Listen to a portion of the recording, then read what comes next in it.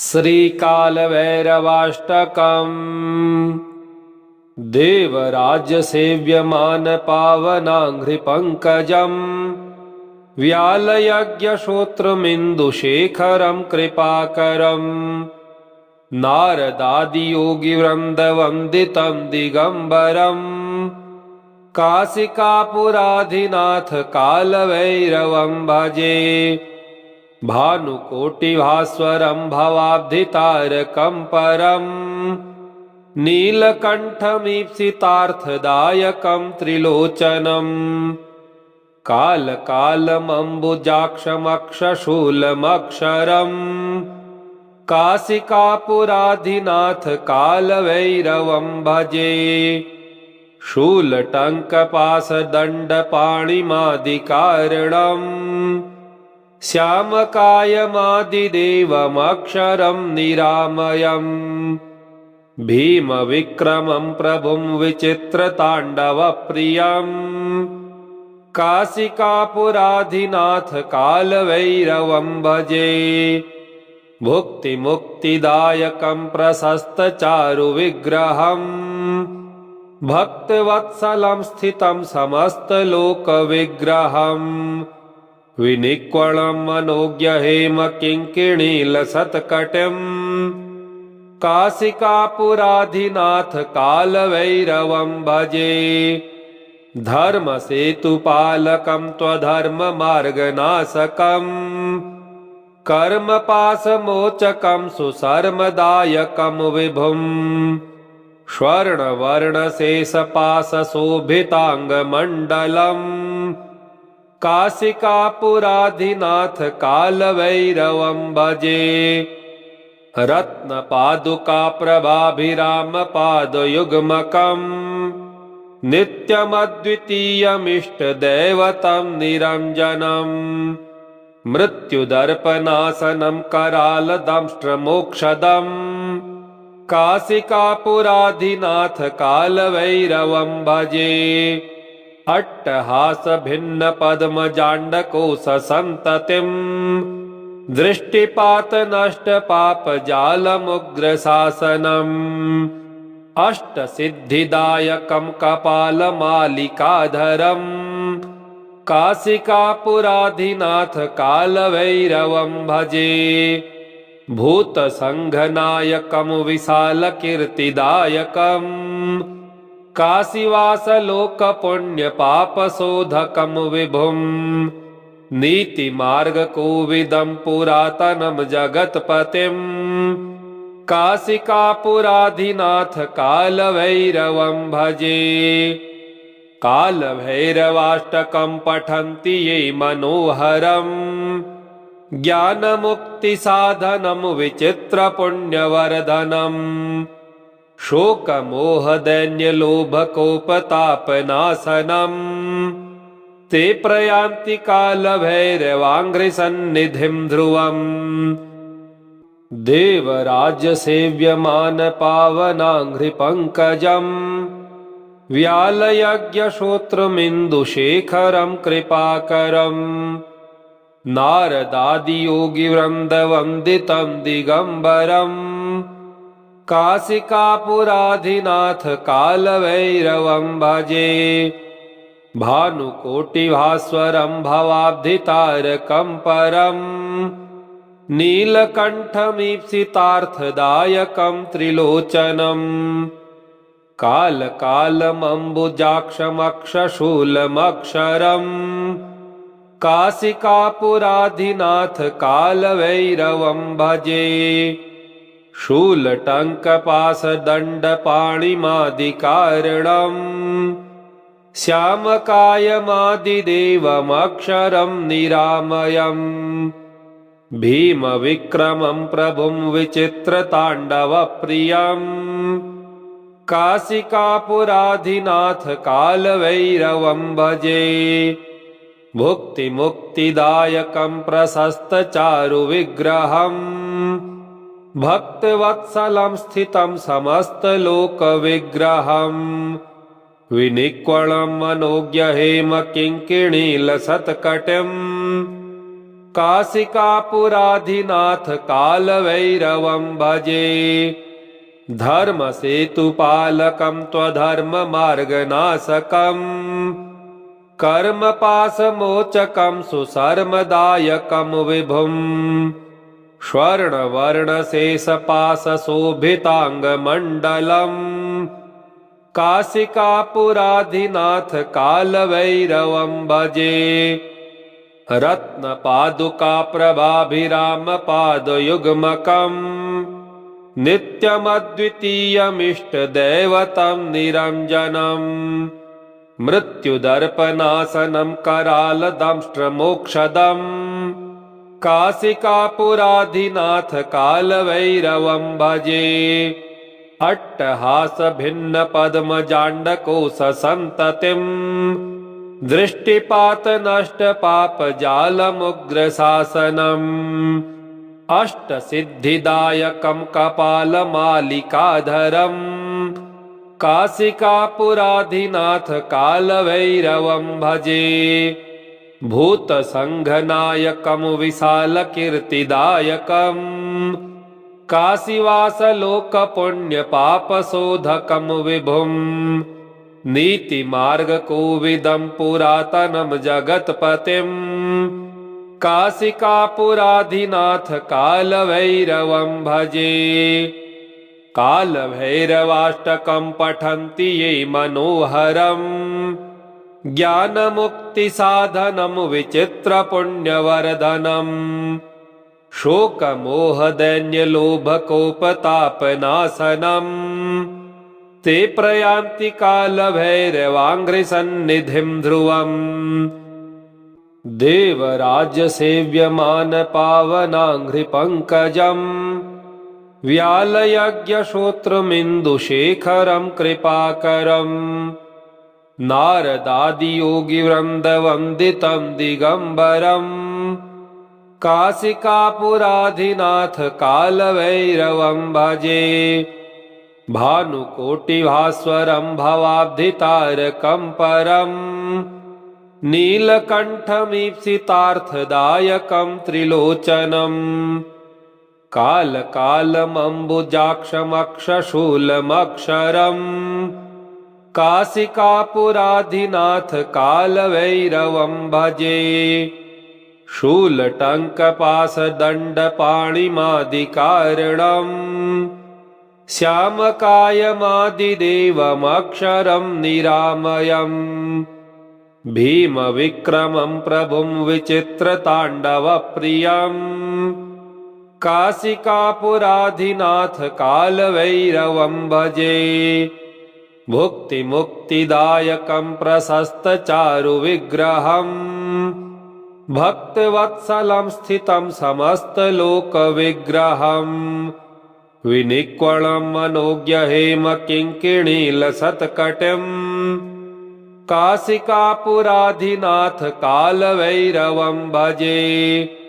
धर्मसेतुपालकं त्वधर्ममार्गनाशकम् कर्मपाशमोचकं सुशर्मदायकं विभुम् स्वर्णवर्णशेषपाशशोभिताङ्गमण्डलम् काशिकापुराधिनाथ कालभैरवं भजे। रत्नपादुकाप्रभाभिरामपादयुग्मकम् नित्यमद्वितीयमिष्टदैवतं निरञ्जनम् मृत्युदर्पनाशनं करालदंष्ट्रमोक्षदम् काशिकापुराधिनाथ कालभैरवं भजे। अट्टहासभिन्नपद्मजाण्डकोशसन्ततिम् दृष्टिपातनष्टपापजालमुग्रशासनम् अष्टसिद्धिदायकं कपालमालिकाधरम् काशिकापुराधिनाथ कालभैरवं भजे। भूतसङ्घनायकं विशालकीर्तिदायकम् काशीवासलोकपुण्यपापशोधकं विभुम् नीतिमार्गकोविदं पुरातनं जगत्पतिम् काशिकापुराधिनाथ कालभैरवं भजे।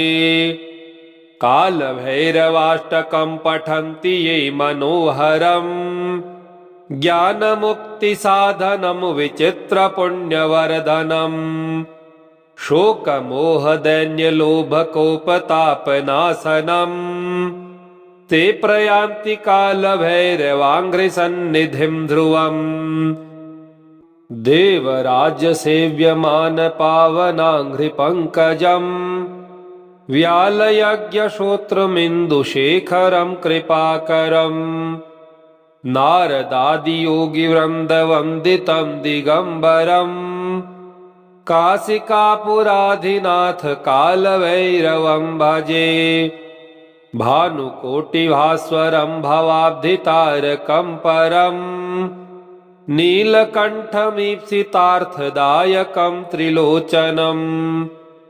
कालकालमम्बुजाक्षमक्षशूलमक्षरम् काशिकापुराधिनाथ कालभैरवं भजे शूलटङ्कपाशदण्डपाणिमादिकारणम् श्यामकायमादिदेवमक्षरं निरामयम् भीमविक्रमं प्रभुं विचित्रताण्डवप्रियम् काशिकापुराधिनाथ कालभैरवं भजे भुक्तिमुक्तिदायकं प्रशस्तचारुविग्रहम् भक्तवत्सलं स्थितं समस्तलोकविग्रहम् विनिक्वणं मनोज्ञहेमकिङ्किणीलसत्कटिम् काशिकापुराधिनाथ कालभैरवं भजे धर्मसेतुपालकं त्वधर्ममार्गनाशकम्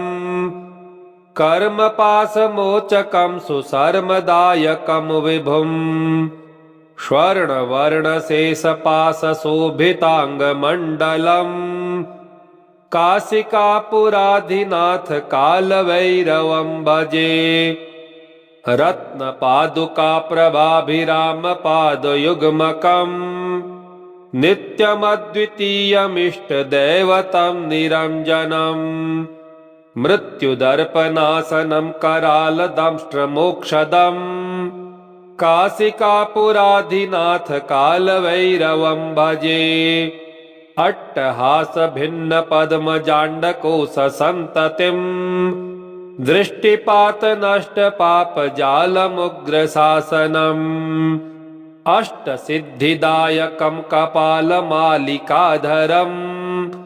काशिकापुराधिनाथ कालभैरवं भजे भूतसङ्घनायकं विशालकीर्तिदायकम् काशीवासलोकपुण्यपापशोधकं विभुम् नीतिमार्गकोविदं पुरातनं जगत्पतिम् काशिकापुराधिनाथ कालभैरवं भजे कालभैरवाष्टकं पठन्ति ये मनोहरम् ज्ञानमुक्तिसाधनं विचित्रपुण्यवर्धनम् शोकमोहदैन्यलोभकोपतापनाशनम् ते प्रयान्ति कालभैरवाङ्घ्रिसन्निधिं ध्रुवम् देवराज्यसेव्यमानपावनाङ्घ्रिपङ्कजम् व्यालयज्ञश्रोत्रमिन्दुशेखरं कृपाकरम्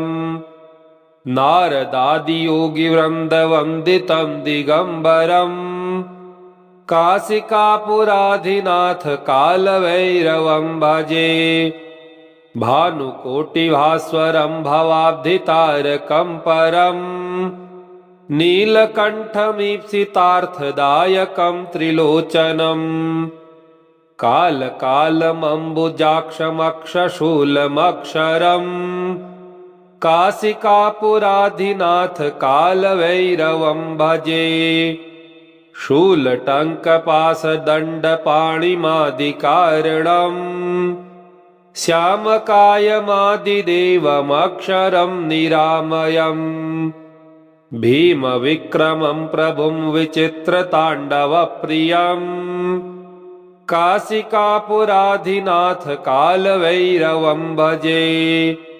भुक्तिमुक्तिदायकं प्रशस्तचारुविग्रहम् भक्तवत्सलं स्थितं समस्तलोकविग्रहम् विनिक्वलं मनोज्ञहेमकिङ्किणीलसत्कटिम् काशिकापुराधिनाथ कालभैरवं भजे। धर्मसेतुपालकं त्वधर्ममार्गनाशकम् कर्मपाशमोचकं सुशर्मदायकं विभुम् स्वर्णवर्णशेषपाशशोभिताङ्गमण्डलम् काशिकापुराधिनाथ कालभैरवं भजे। रत्नपादुकाप्रभाभिरामपादयुग्मकम् नित्यमद्वितीयमिष्टदैवतं निरञ्जनम् मृत्युदर्पनाशनं करालदंष्ट्रमोक्षदम् काशिकापुराधिनाथ कालभैरवं भजे। अट्टहासभिन्नपद्मजाण्डकोशसन्ततिम् दृष्टिपातनष्टपापजालमुग्रशासनम् अष्टसिद्धिदायकं कपालमालिकाधरम् काशिकापुराधिनाथ कालभैरवं भजे। भूतसङ्घनायकं विशालकीर्तिदायकम् काशीवासलोकपुण्यपापशोधकं विभुम् नीतिमार्गकोविदं पुरातनं जगत्पतिम् काशिकापुराधिनाथ कालभैरवं भजे। कालभैरवाष्टकं पठन्ति ये मनोहरम् ज्ञानमुक्तिसाधनं विचित्रपुण्यवर्धनम् शोकमोहदैन्यलोभकोपतापनाशनम् ते प्रयान्ति कालभैरवाङ्घ्रिसन्निधिं ध्रुवम् देवराज्यसेव्यमानपावनाङ्घ्रिपङ्कजम् व्यालयज्ञश्रोत्रमिन्दुशेखरं कृपाकरम् नारदादियोगिवृन्दवन्दितं दिगम्बरम् काशिकापुराधिनाथ कालभैरवं भजे। भानुकोटिभास्वरं भवाब्धितारकं परम् नीलकण्ठमीप्सितार्थदायकं त्रिलोचनम् कालकालमम्बुजाक्षमक्षशूलमक्षरम् काशिकापुराधिनाथ कालभैरवं भजे। शूलटङ्कपाशदण्डपाणिमादिकारणम् श्यामकायमादिदेवमक्षरं निरामयम् भीमविक्रमं प्रभुं विचित्रताण्डवप्रियम् काशिकापुराधिनाथ कालभैरवं भजे। भुक्तिमुक्तिदायकं प्रशस्तचारुविग्रहम् भक्तवत्सलं स्थितं समस्तलोकविग्रहम् विनिक्वलं मनोज्ञहेमकिङ्किणीलसत्कटिम् काशिकापुराधिनाथ कालभैरवं भजे। धर्मसेतुपालकं त्वधर्ममार्गनाशकम् कर्मपाशमोचकं सुशर्मदायकं विभुम् स्वर्णवर्णशेषपाशशोभिताङ्गमण्डलम् काशिकापुराधिनाथ कालभैरवं भजे। रत्नपादुकाप्रभाभिरामपादयुग्मकम् नित्यमद्वितीयमिष्टदैवतं निरञ्जनम् मृत्युदर्पनाशनं करालदंष्ट्रमोक्षदम् काशिकापुराधिनाथ कालभैरवं भजे। अट्टहासभिन्नपद्मजाण्डकोशसन्ततिम् दृष्टिपातनष्टपापजालमुग्रशासनम् अष्टसिद्धिदायकं कपालमालिकाधरम् काशिकापुराधिनाथ कालभैरवं भजे।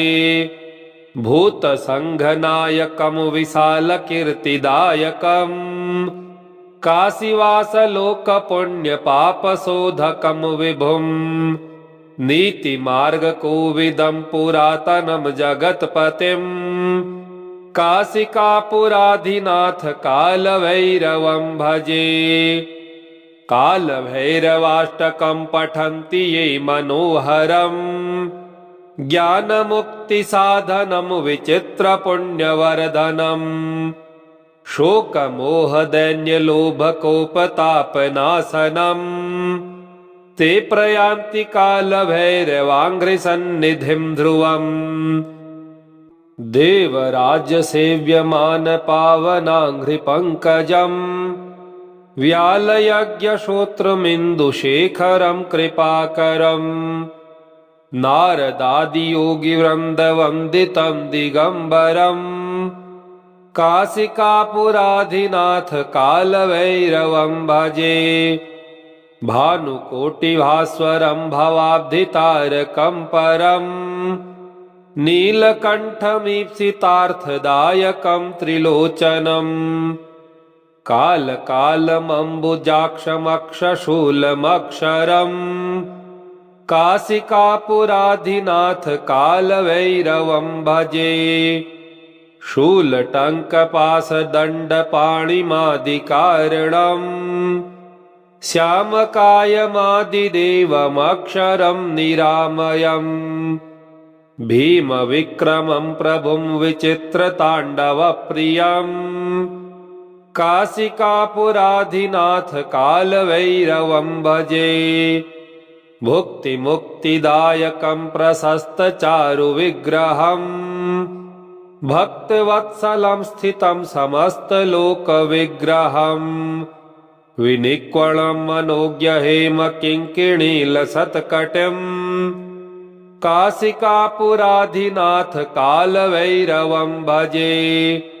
धर्मसेतुपालकं त्वधर्ममार्गनाशकम् कर्मपाशमोचकं सुशर्मदायकं विभुं स्वर्णवर्णशेषपाशशोभिताङ्गमण्डलम् काशिकापुराधिनाथ कालभैरवं भजे।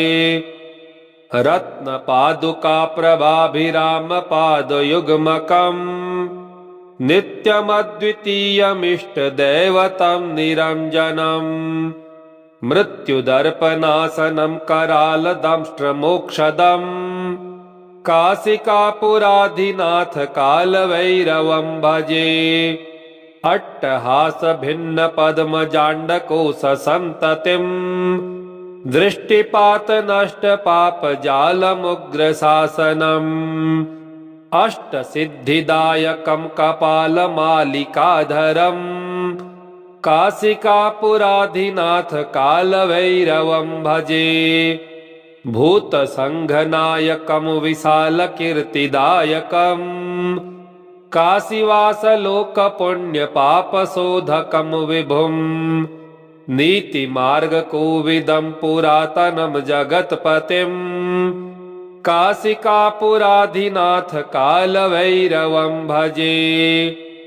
कालभैरवाष्टकं पठन्ति ये मनोहरम् ज्ञानमुक्तिसाधनं विचित्रपुण्यवर्धनम् शोकमोहदैन्यलोभकोपतापनाशनम् ते प्रयान्ति कालभैरवाङ्घ्रिसन्निधिं ध्रुवम् देवराज्यसेव्यमानपावनाङ्घ्रिपङ्कजम् व्यालयज्ञश्रोत्रमिन्दुशेखरं कृपाकरम् नारदादियोगिवृन्दवन्दितं दिगम्बरम् काशिकापुराधिनाथ कालभैरवं भजे।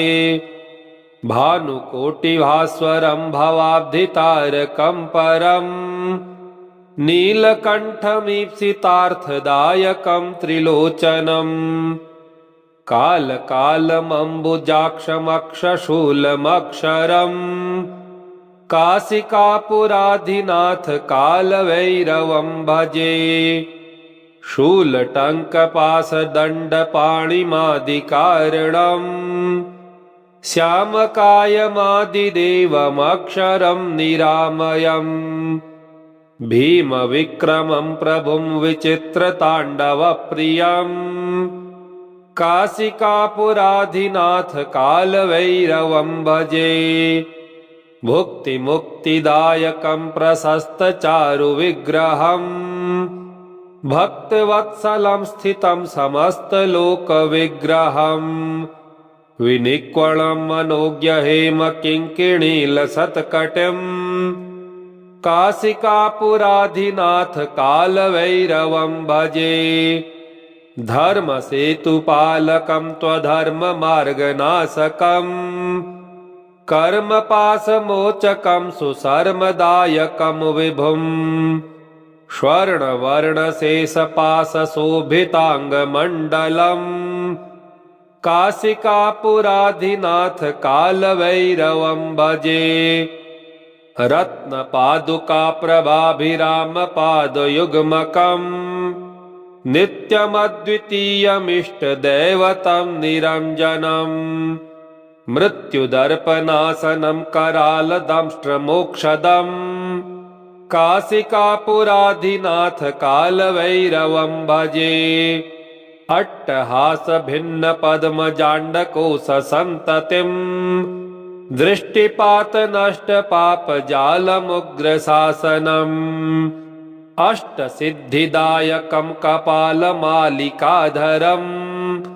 काशिकापुराधिनाथ कालभैरवं भजे भूतसङ्घनायकं विशालकीर्तिदायकम् काशीवासलोकपुण्यपापशोधकं विभुम् नीतिमार्गकोविदं पुरातनं जगत्पतिम् काशिकापुराधिनाथ कालभैरवं भजे कालभैरवाष्टकं पठन्ति ये मनोहरम् ज्ञानमुक्तिसाधनं विचित्रपुण्यवर्धनम् शोकमोहदैन्यलोभकोपतापनाशनम् ते प्रयान्ति कालभैरवाङ्घ्रिसन्निधिं ध्रुवम् इति श्री कालभैरवाष्टकम् श्री कालभैरवार्पणमस्तु। ओम श्री कालभैरवाय नमः।